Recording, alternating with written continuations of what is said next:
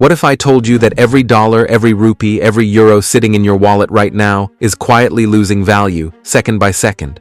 Not because you're spending it, not because you're wasting it, but simply because of something invisible. An invisible thief that robs you, me, and everyone else without ever breaking into our homes. That thief is called inflation. And it's the silent killer of your wealth. Here's the part that most people don't realize. Inflation isn't loud. It doesn't crash markets like a recession. It doesn't grab headlines like a financial crisis. It's subtle, it's creeping, and it works in the background, draining your purchasing power day after day. By the time you notice, it's already taken a chunk of your future. Now, inflation isn't some abstract idea that only economists need to worry about. It's not just numbers in a government report or graphs in a textbook. It's something you feel every single day. It's why your grocery bag looks lighter than it did a year ago, even though the bill is heavier. It's why rent feels like it's sprinting ahead while your paycheck is limping behind. It's why your parents or grandparents laugh when you tell them what you just paid for coffee. Because to them, it sounds outrageous. Inflation is everywhere, shaping your life in ways you may not even see. So let's break it down simply. Imagine your money like ice cubes. You work hard to earn them, you stack them into a bucket, and you plan to use them later. But inflation is like the heat in the room. Slowly, silently, it melts your ice cubes. At first, you don't notice. The bucket still looks pretty full. But over time, you realize the water line is dropping. You've lost a lot, and you never even touched it. That's inflation. But how does this melting actually happen? Where does this heat come from? At its core, inflation simply means that the general level of prices rises over time. When things get more expensive, each dollar buys less. $10 that bought you 10 apples last year might only buy you 8 apples today. Simple enough. But why does this happen? One of the biggest drivers is money printing. When governments or central banks increase the money supply, whether it's to bail out banks, fight a crisis, or stimulate growth, more money starts chasing the same amount of goods. Think of it like an auction where suddenly everyone has twice the cash. The bids go up, and so do prices. That's inflation in action. But not all inflation is created equal. Economists often talk about two main types. Demand pull inflation happens when too many people want the same thing, like if everyone rushes to buy PlayStation 5s and sellers jack up the price. Then there's cost push inflation, when it gets more expensive to make and deliver goods, like rising oil prices making shipping more costly. Companies pass that cost on to you, the consumer. Either way, your money stretches thinner. Here's where it gets personal. Inflation doesn't just change prices, it changes your relationship with time. Every hour you work is paid in money. But if that money loses value, your time is being stolen in slow motion. You thought you were storing the value of your hard work for the future.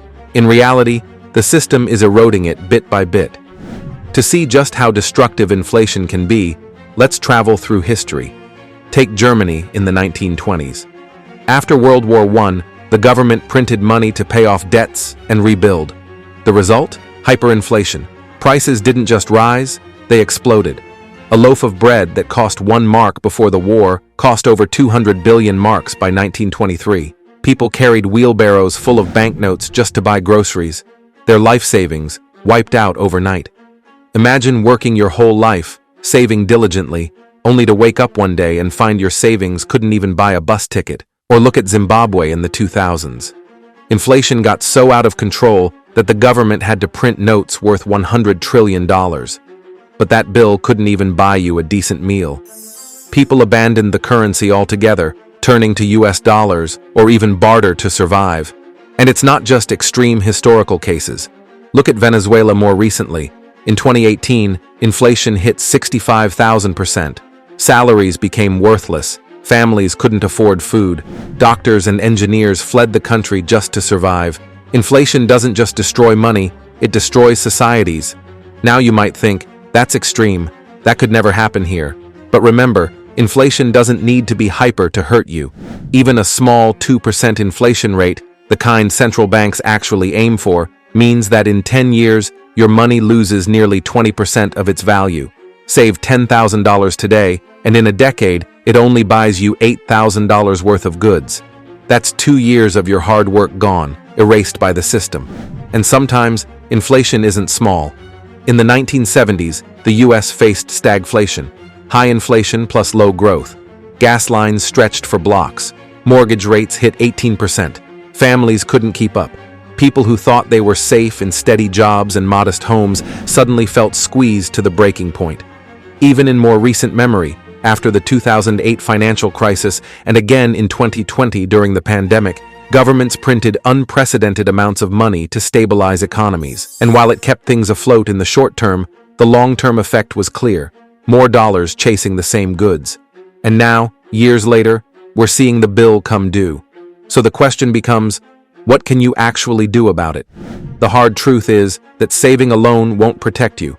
Keeping money under your mattress, or even in a savings account with low interest, means it's slowly melting. The only real defense is making your money grow faster than inflation eats it. That's why people turn to investments, stocks, real estate, index funds, commodities, even alternative assets like Bitcoin. They're not perfect, and they come with risk. But historically, they've outpaced inflation. Think about it. If inflation is the tide that lowers the value of money, investing is like building a boat.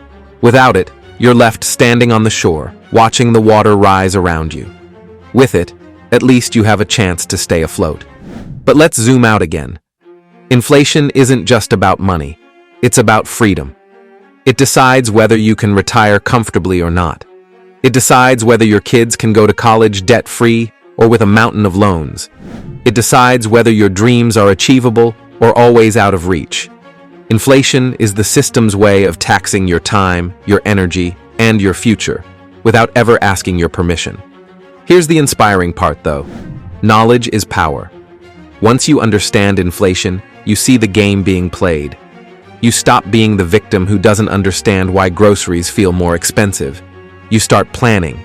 You start investing. You start protecting yourself. And in doing so, you reclaim some of the freedom inflation tries to take from you.